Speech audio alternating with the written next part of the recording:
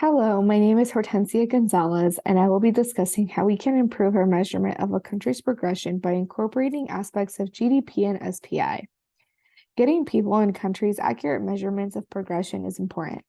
The main indicator of a country's progression right now is GDP.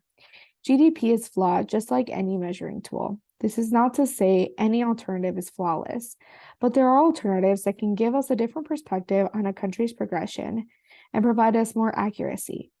But before we look at those, I would like to formally discuss what GDP and SPI are and why they are each flawed. Afterwards, I will explain how different alternatives can help improve measurements and progression. Before I start, I would like to have a disclaimer at the beginning. I am pronouncing the last names and first names of the authors that I cited in the best way that I possibly can. I am so sorry if there's any mispronunciation. Thank you. Now, what is GDP? GDP stands for Gross Domestic Product.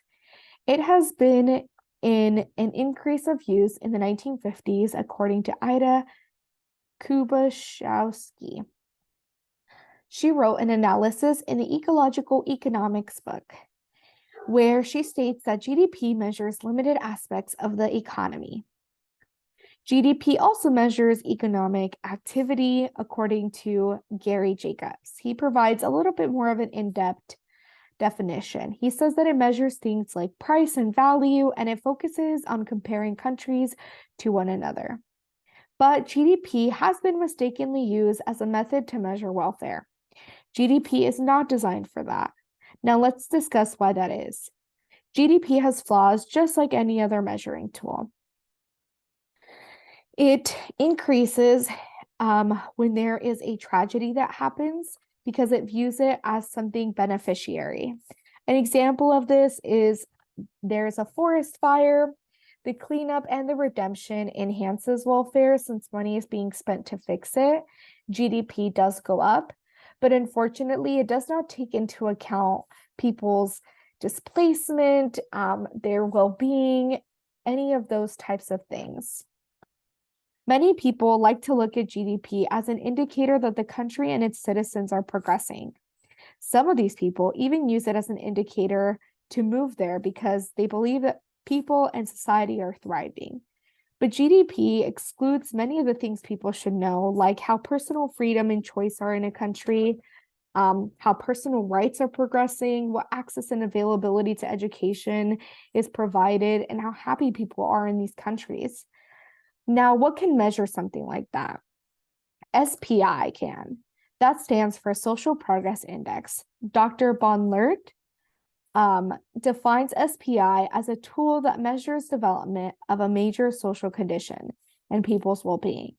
It focuses on measuring specific things like freedom, choice, sanitation, personal safety, sustainability, and well-being, as well as many more things. Although SPI sounds like an amazing alternative to GDP, it does have some flaws. Dr. Bonlert defines SPI as an inherently multidimensional and complicated indicator. There are multiple organizations that measure social progression by using SPI, like the Organization of Social Progress Imperative. It uses 12 components to determine social progression. They measure all these components equally, and according to Dr. Bonlert, that provides incomplete overall scores because it assumes that all components contribute equally. As we have seen, both SPI and GDP have flaws, but providing alternatives can bridge both of their flaws and provide improvements in countries' progression. Now, what are the alternatives? There is the Index of Sustainable Economic Welfare, also known as ISEW, the Genuine Progress Indicator, GPI, the Main Human Economic Welfare Indicator, HEWI, and the Green GDP.